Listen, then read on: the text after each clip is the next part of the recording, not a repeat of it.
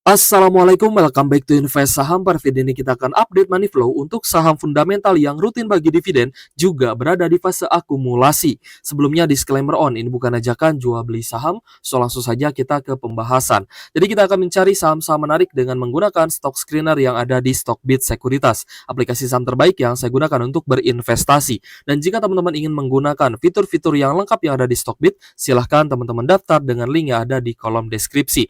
Nah, fitur stock screener ini bisa teman-teman gunakan secara gratis guys ya, untuk mencari saham-saham sesuai dengan kriteria yang teman-teman inginkan. Baik itu dari kriteria fundamentalnya seperti valuasi, lalu juga dividennya ya, besaran dividen atau saham-saham dengan dividen yield tertinggi ini juga bisa teman-teman cari ya dengan menggunakan fitur stock screener di Stockbit ini.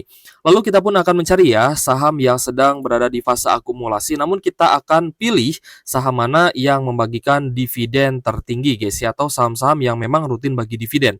Nah, jadi di sini kita tinggal tambahkan saja add financial column ya. Kita pilih dividen lalu kita masukkan dividen yield. Nah, di sini sudah tertera guys ya, saham-saham yang rutin bagi dividen juga berada di fase akumulasi. Kita juga bisa tambahkan ya, kita masuk ke dividen dan kita akan melihat ya dividen payout ratio-nya itu berapa persen dari total laba bersih yang dibagikan sebagai dividen. Misalkan di sini ada BMRI guys ya, di mana dividen payout ratio-nya 58,9%. Lalu ada Astra International, dividen payout ratio 60% dengan yield 10,6%. Nah, jadi dari fitur stock screener ini tentunya akan sangat membantu kita ya dalam menganalisa dan juga mencari saham-saham yang berpotensi bisa rebound lagi, dan tentunya kita juga mencari peluang ya untuk bisa masuk sebelum harganya rebound. Tentu saja kita akan coba pantau saham-saham yang memang sedang diakumulasi. Nah, kemarin ada pertanyaan guys dari salah satu viewers invest saham, Kak, bagaimana caranya kita mencari saham yang sedang diakumulasi bandar selain dari bandar detektor Stockbit ya guys ya. Ada satu cara lagi atau fitur lagi, yaitu fitur stock screener ini. Ya teman-teman tinggal masuk ke preset screener ya, lalu teman-teman masuk ke bandarmologinya. Nah, di sini ada saham-saham yang sedang diakumulasi. Nanti akan muncul semua saham yang sedang dalam fase akumulasi. Begitupun juga dengan distribusinya. Di sini juga ada guys ya. Lalu ada bandar bullish reversal, ini untuk saham-saham yang mulai akan rebound lagi. Lalu ada bandar bearish reversal, ini adalah saham-saham yang berpotensi akan turun. Dan accumulation uptrend, saham-saham yang sedang uptrend namun masih diakumulasi. Ini cocok juga ya untuk trend following seperti itu. Oke guys, kita sudah menemukan guys ya banyak saham bagus yang rutin bagi dividen juga tentunya dalam fase akumulasi. So, kita akan bahas satu persatu guys ya. Saham pertama yang akan kita analisa adalah Bank Mandiri atau BMRI, di mana BMRI di hari Jumat kemarin masih ada koreksi 0,8%, close di Rp6.125 per saham. Namun, kita melihat Bank Mandiri masih ada akumulasi yang cukup menarik guys di hari Jumat lalu ya guys ya, atau Jumat minggu lalu. Itu dari AKRX dan juga ZP ya. Sebagai top buyer ada AK 93,6 miliar untuk buying valuation-nya. Dan untuk asingnya ternyata ada net buy sebanyak 80,3 miliar guys ya untuk buying valuation atau net buy asing di Bank Mandiri. Namun yang harus teman-teman perhatikan ya, di chart Stockbit juga teman-teman bisa menggunakan banyak sekali indikator yang tentunya ini gratis untuk digunakan. Teman-teman berbeda dengan di TradingView ya, ketika kalian menggunakan lebih dari 2 indikator itu harus berbayar. Sedangkan di Stockbit itu gratis. Nah, di sini kita juga menggunakan Stochastic RSI, di mana Stochastic ini menunjukkan adanya tanda-tanda overbought atau oversold. Overbought itu adalah jenuh beli yang artinya ada potensi saham turun, dan oversold itu adalah jenuh jual yang artinya penurunannya bisa saja berakhir dan ada potensi untuk naik. Nah, untuk Bank Mandiri, kalau misal kita lihat ya, kemarin sempat naik ke 6.200-an dan harganya ternyata menyentuh di zona overbought atau jenuh beli.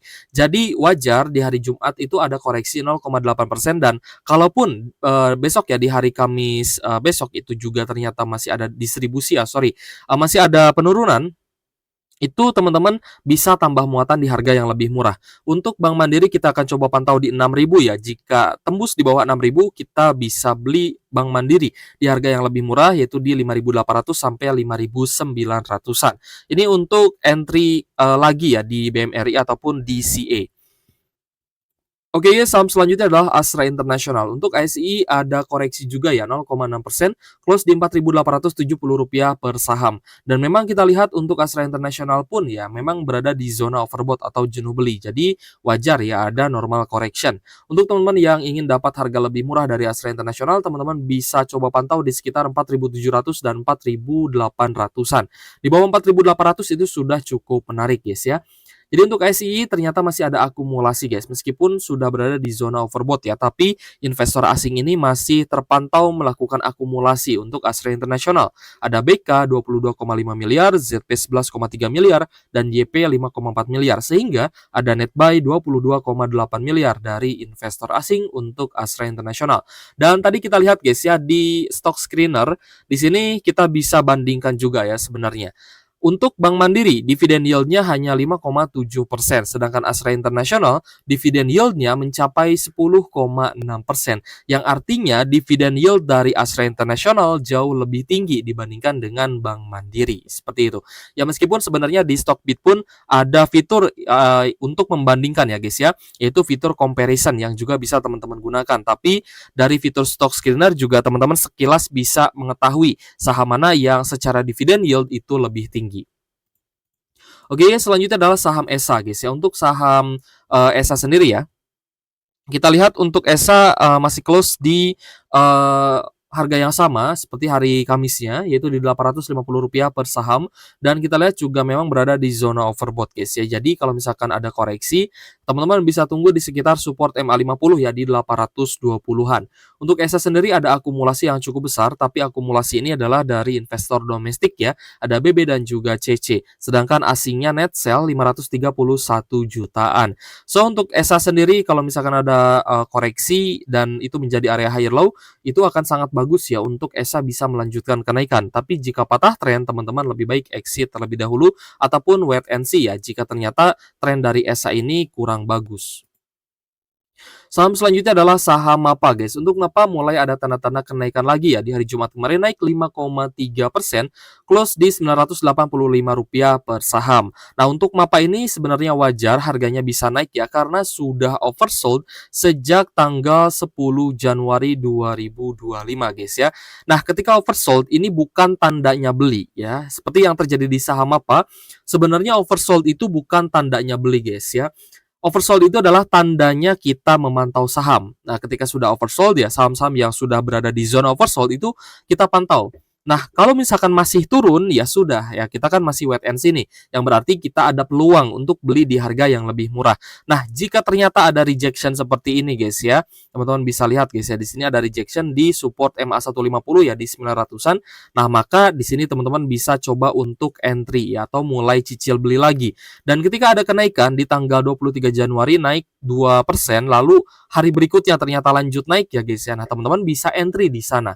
Ya, jadi kita pun membutuhkan konfirmasi nih setelah oversold apakah ada tanda-tanda kenaikan atau tidak. Nah, kalau misalkan harga sahamnya masih turun, berarti oversoldnya itu akan cukup panjang guys. Jadi tetap teman-teman juga harus memahami guys ya indikator-indikator yang teman-teman gunakan. Misalkan teman-teman menggunakan MACD, nah itu pun harus teman-teman perhatikan juga. Untuk MAPA kita lihat masih ada akumulasi guys ya, terutama dari BK, AK, ZP dan juga DP, sehingga investor asing ini net buy 2,3 miliar untuk saham MAPA. Dan jika kita lihat di seminggu terakhir meskipun harga saham MAPA-nya turun, ternyata investor asing ini banyak menadah saham MAPA ya, alias melakukan akumulasi untuk saham MAPA ini. So untuk MAPA masih menarik ya, saya rasa teman-teman masih bisa entry dan juga trend following di bawah 1000, saya rasa masih oke untuk MAPA, tapi tetap harus diperhatikan. Jika ternyata ada normal correction dan menjadi area higher low, itu artinya teman-teman dapat harga yang lebih murah dibandingkan harga saat ini. Selanjutnya adalah saham Pegas. Nah, tadi kita cek ya guys ya, untuk Pegas ternyata dividen yield-nya juga cukup tinggi guys. Pegas ini dividen yield-nya sekitar 8,9% ya. Jadi cukup menarik untuk Pegas, di mana harga sahamnya juga terus uptrend ya. Teman-teman bisa lihat dari area low terdekatnya di 1400-an ini terus mengalami kenaikan dan setiap kenaikan itu ada higher low baru ya guys ya. Nah, teman-teman bisa pantau ini. Ya, di sini ada area higher low ya meskipun sempat patah tren ya dari zona uptrendnya, namun ternyata bisa rebound kembali dan mengalami kenaikan lagi. Dan di sini pun kita lihat ya guys ya, ada area higher low baru dan kemarin juga ada area higher low di tanggal 22 Januari 2025 guys. So, di tanggal 22 Januari tersebut itu juga ternyata Pegas berada di zona oversold dan ketika naik, nah ini teman-teman bisa masuk dan trend following. Tapi tentunya lebih bagus ketika teman-teman masuk di harga yang lebih rendah yaitu di 1400-an. Karena kalau misal teman-teman entry-nya di tanggal 22 Januari itu teman-teman entry di 1580-an. Ya cukup tinggi lah kalau misal teman-teman ingin dapat harga murah ya untuk saham yang memiliki fundamental bagus, seharusnya teman-teman incar sebelum harganya naik. Nah, saham-saham yang masih di zona bawah mungkin besok kita akan bahas ya. Saya kasih contohnya satu adalah PTBA. Ini kan sebentar lagi mendekati musim pembagian dividen. Nah, jadi untuk saham-saham yang masih berada di zona bawah itu tentunya harus kita pantau juga. Untuk Pegas tentunya kita lihat masih ada akumulasi ya, terutama dari LG, KZ, CC dan juga HD. Tapi ini adalah akumulasi dari investor domestik ya, sedangkan asingnya cenderung net sell 5,1 miliaran.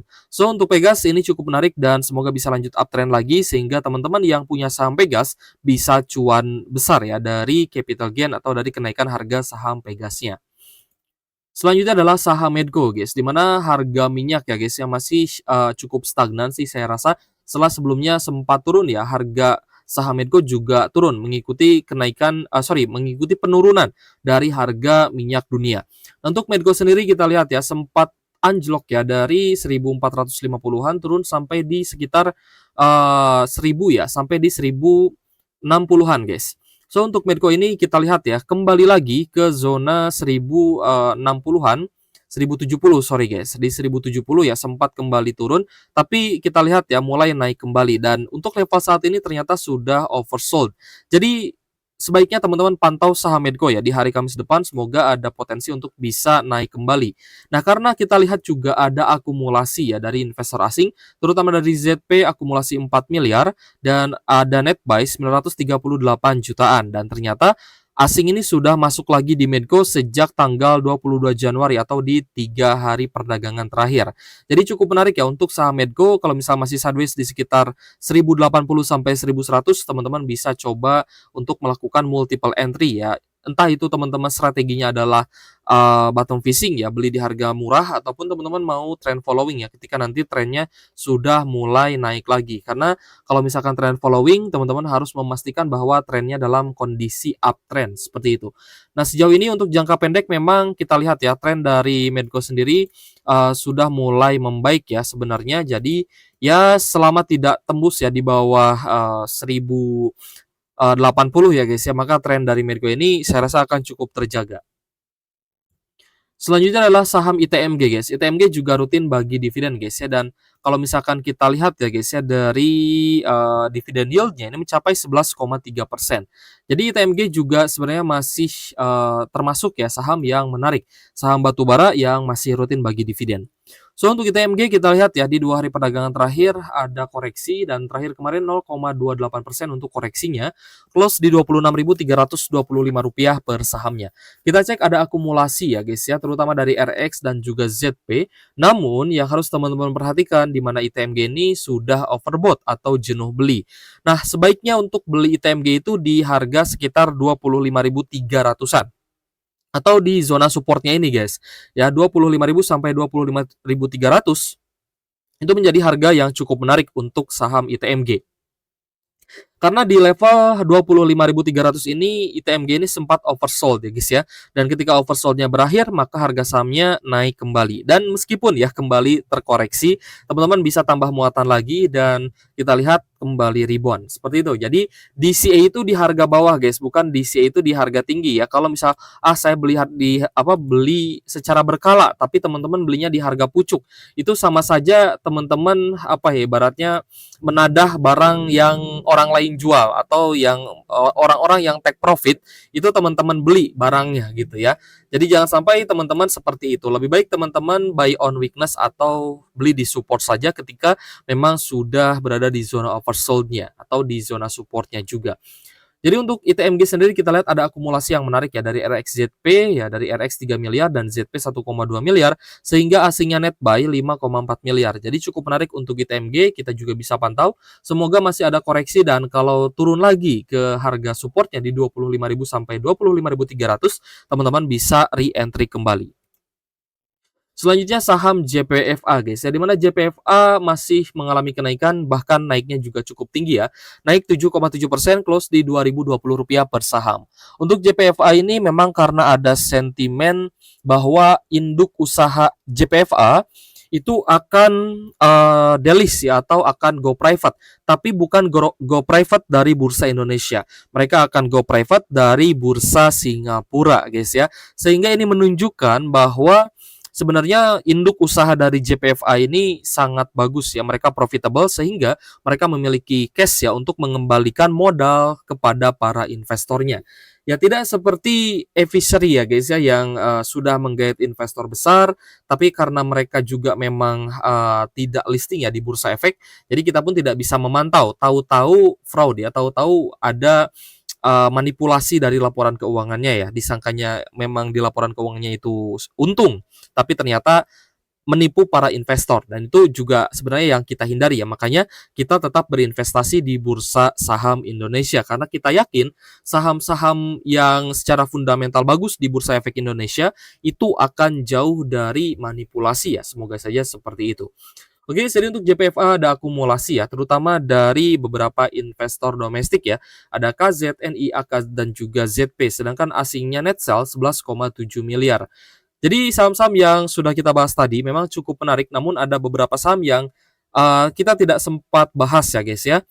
Tapi teman-teman juga bisa menganalisa dengan fitur-fitur yang ada di Stockbit tentunya.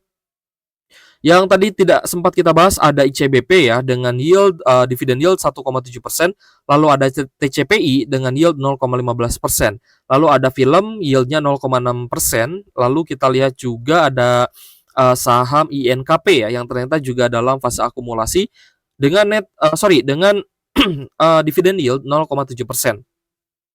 Lalu ada HATM dividend yield 2%. Lalu kita lihat juga ada MTEL ya, dividend yield 2,6% dan Pewon 2,2%. Seperti itu. Oke guys, jika ada pertanyaan boleh tulis saja di kolom komentar guys ya. Terima kasih sudah menonton. Dan untuk teman-teman yang ingin ya menggunakan fitur-fitur dari Stockbit Sekuritas, silahkan teman-teman mendaftar dengan link yang ada di kolom deskripsi. Oke guys, thank you for watching. See you on the next video. Wassalamualaikum warahmatullahi wabarakatuh.